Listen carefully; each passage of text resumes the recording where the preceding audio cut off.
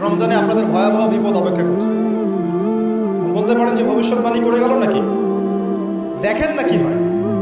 কথাটা আগে শোনেন তো, কথাটা শুনে আগে দেখেন তো কি হয়। ইসলামিক সলিউশন কি? অন্যের পাশে দাঁড়ানো। ইসলামিক সলিউশন কি? অপচয় কমানো। ইসলামিক সলিউশন কি? জাকাতগুলো দেয়া।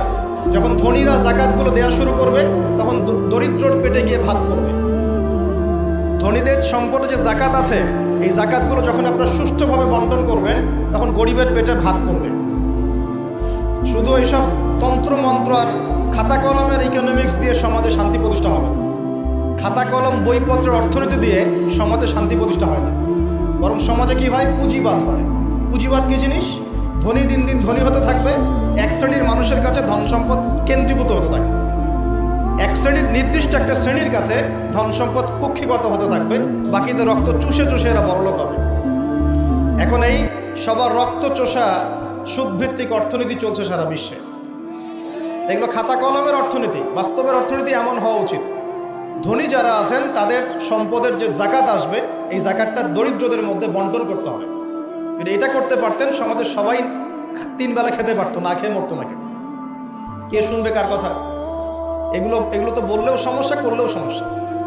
কারণ আমরা বললে হয়ে যাব ধর্মান্ধ, আর যদি মুসলিমরা করে তারা হয়ে যাবে সন্ত্রাসী। আশ্চর্য একটা কথা। সারা বিশ্বে যারা একনিষ্ঠভাবে ইসলাম পালন করতে চায় ওদেরকে সারা বিশ্বে মৌলবাদী বলে প্রচার করা হচ্ছে। অথচ সমাধান কিন্তু এখানে। এই যে আমার হাতে যে কিতাবটা দেখছেন, এই কিতাবের মধ্যে আল্লাহ পাক সমস্ত বিষয়ের সমাধান নাজিল করেন নাই? এটা মুখে বলছেন ঠিক, কয়জন বিশ্বাস করে কথা? কয়জন সত্যি মন থেকে বিশ্বাস করে যে আল কোরআনুল কারীমে সত্যি সত্যি আল্লাহ পাক সমস্ত বিষয়ের সমাধান নাজিল করেছে? আজকে জুমার দিনে সূরা কাহফ পড়তে হয়, তাই না?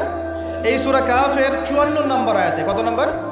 54 নম্বর আয়াতে আল্লাহ পাক বলছেন ওয়ালাকাদ সাররাফনা ফি হাযাল কুরআন লিন-নাস মিন কুল্লি মাসাল। আল্লাহ বলেছেন, দেখে নিন, আল্লাহ বলছেন নিঃসন্দেহে, নিঃসংকোচে, অবশ্যই আমি এই কোরআনের মধ্যে শুধু মুসলিমদের জন্য নয়, পুরো মানব জাতির জন্য সমস্ত বিষয় ব্যাখ্যা করেছে।